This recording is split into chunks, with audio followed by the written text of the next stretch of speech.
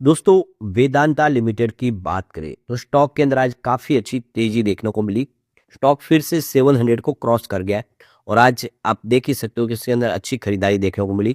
सिर्फ वेदांता की बात नहीं, दूसरे मेटल के शेयर भी जबरदस्त दौड़े आज। कुछ कुछ स्टॉक में आप देख सकते हो कि आज 6-7% तक की भारी तेजी देखने को मिली।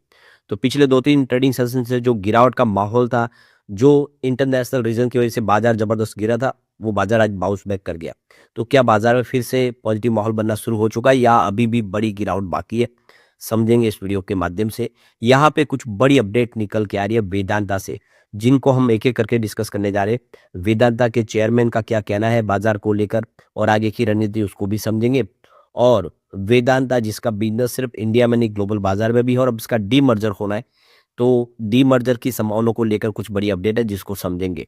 लेकिन फ्रेंड्स, उससे पहले अगर आप पहली बार हमारे चैनल पे आए तो चैनल को सब्सक्राइब कर दीजिए, एक बेल आइकॉन दबा दीजिए ताकि जब भी नया वीडियो बने पहला नोटिफिकेशन आपको मिले। वीडियो पसंद आए तो लाइक से जरूर कीजिए। चलो फ्रेंड्स, वीडियो स्टार्ट करते हैं। मैं हूँ आपका दोस्त एसबी दवे और हमारे अपने चैनल ऑनलाइन कमाई में आपका बहुत बहुत स्वागत है। सबसे पहले वेदांता लिमिटेड के कारोबार की बात, 713 पर आज क्लोजिंग थी, 1.71% की तेजी देखने को मिली। तो ये देख सकते हो कि कल 701 पर क्लोजिंग थी वेदांता की। वेदांता का स्टॉक जो 700 से नीचे चला गया था, फिर से उस लेवल को इसने टच कर लिया है। खरीदारी काफी अच्छी देखने को मिली। आज पॉजिटिव शुरुआत हुई 706 पर और यही दिन भर का लो बना, ये आपको ध्यान रखना चाहिए। यहाँ से जो दौड़ लगाई वो बहुत ही जबरदस्त है, सीधा 737 तक पहुंच गया। अब आपको ये पता होगा कि 769 तो 52 वीक का हाई है और ये आज 737 तक पहुंच गया उस समय जब बाजार ऊपर के लेवल से कम 7,000 पॉइंट गिरा हुआ है। ऐसे में ये अपने ऊपरी प्राइस पे पहुंचना इस बात का सबूत है कि जबरदस्त खरीदारी हो रही है वेदांता में। 363 इसका 52 वीक का लो है जो बहुत पीछे रह गया है। इस समय मार्केट कैप 2.64 लाख करोड़ के आसपास है, जो एक जिसको बड़ी मजबूत मेटल सेक्टर की लार्ज कैप कंपनी बनाता है। इसका पी रेशियो अभी भी काफी अट्रैक्टिव है, 19.81 का पी रेशियो, जो इंडस्ट्रीज के पी रेशियो के मुकाबले कम है। और सबसे अच्छी बात है इसका डिविडेंड पे आउट, 7.22% का डिविडेंड पे आउट यील्ड में इंडिया की सबसे बड़ी कंपनी है जो शानदार डिविडेंड देती है। इसको डिविडेंड का बादशाह कहते हैं। तो ये देख सकते हो कि आज चाहे हिंडाल्को हो, नाल्को या वेदांता, 7% तक दौड़े मेटल के शेयर। बहुत ही बेहतर किया मेटल के शेयरों ने आज। तो ये तो तेजी बनी, इसके पीछे वजह की एल्यूमिनियम की प्राइस जबरदस्त हाइक हुई है। मिडिल ईस्ट के अंदर जो सप्लाई है वो डिस्टर्ब होने की संभावना बन रही है और इस वजह से देखें तो हिंडाल्को ने इस रैली को लीड किया और उसके बाद में सभी शेयरों का पॉजिटिव माहौल बना, चाहे वो नाल्को हो, वेदांता हो, टाटा स्टील हो या जेएसडब्ल्यू स्टील। उन सब के अंदर पॉजिटिव माहौल देखने को मिला क्योंकि आने वाले समय कमोडिटी की प्राइस और बढ़ सकती है, क्योंकि इजराइल ईरान के युद्ध की वजह से रास्ते ब्लॉक हो सकते हैं। तो कमोडिटी समय पे नहीं पहुंचेगी एक जगह से दूसरी जगह, तो प्राइस हाइक होना लाजमी है। तो इस समय ईरान और इजराइल का युद्ध चल रहा है, अमेरिका भी उस युद्ध में शामिल है। ऐसे में जो वेदांता के चेयरमैन अनिल अग्रवाल, उन्होंने कहा है कि हम तेल, गैस और खनन, इन सारे क्षेत्रों में इस समय हम पूरी तरह से डिपेंडेंट है ग्लोबल बाजार के ऊपर और इसीलिए इन जैसे जो क्षेत्र है वहाँ पे राष्ट्रीय प्राथमिकता घोषित करनी चाहिए। और इसका मतलब ये है कि जो हम इंपोर्ट कर रहे हैं, चाहे वो तेल गैस हो या फिर मिनरल्स हो, उन सब की आयात निर्भरता हमें ख़त्म करनी है और हम उनको हमें इंडिया में ही यहाँ पे उसका प्रोडक्शन करना होगा। तो उनका कहना है कि इस समय दुनिया में कोई भी स्थायी न तो देश कोई हमारा दोस्त है, न कोई हमारा पार्टनर है। समय समय पे दोस्त बनते, समय समय पे पार्टनर बनते और हर देश की अपनी आवश्यकता सबसे ऊपर होती है। इस समय हमें आत्मनिर्भर बनना होगा तेल, गैस और खनन के मामले में। सबसे बड़ी प्रॉब्लम यह है कि हर साल हम 176 अरब डॉलर का अमेरिकी डॉलर का हम प्रोडक्ट आयात करते हैं। तो ये पैसा हमारा कम हो रहा है डॉलर, उसकी वजह से देख सकते हो कि हम अपना जो कर्ज है वो बढ़ा रहे हैं सरकारी और हमारा रुपया कमज़ोर हो रहा है, बाज़ार में महंगाई बढ़ रही है। तो इस वजह से ये समझ सकते हो कि तेल, गैस और सोना मिलकर देश के कुल आयात का 30% हिस्सा बनते, इसको हमें कम करना होगा।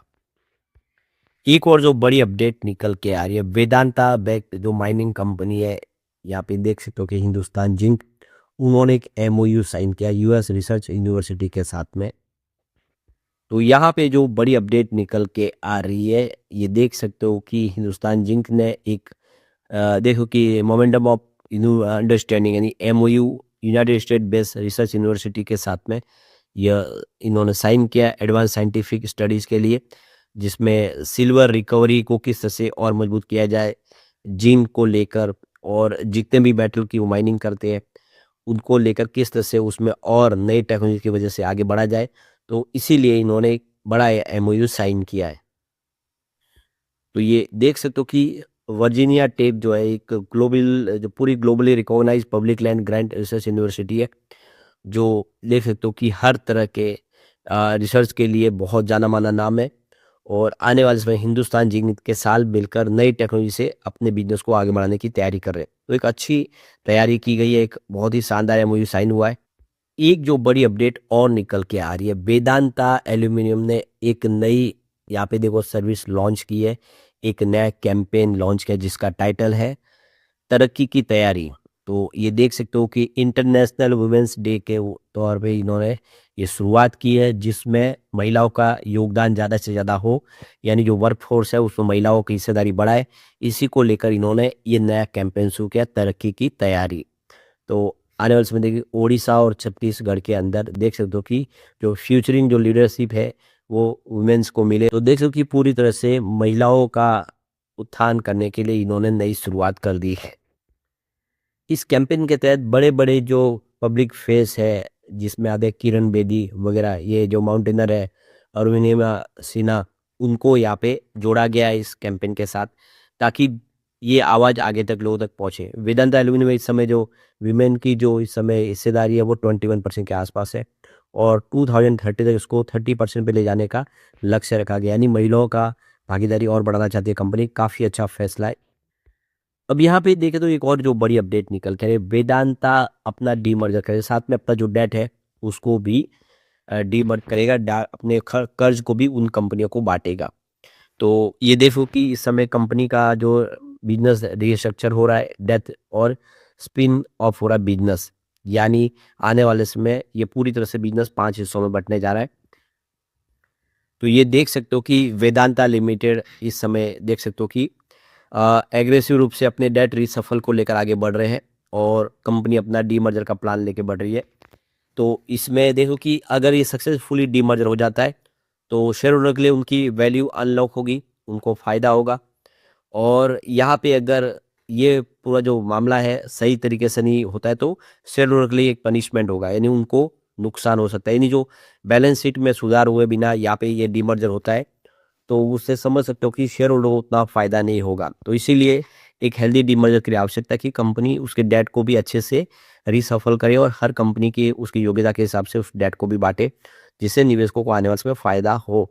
तो येस बेस्ड जो इन्वेस्टर है, उनके लिए आप देखें तो यहाँ पे कंपनी का जो एक्सपोज़र है ग्लोबल मार्केट में भी है, और कंपनी वहाँ पे बाज़ार में भी लिस्ट है, वेदांता रिसोर्सेज़ के नाम से।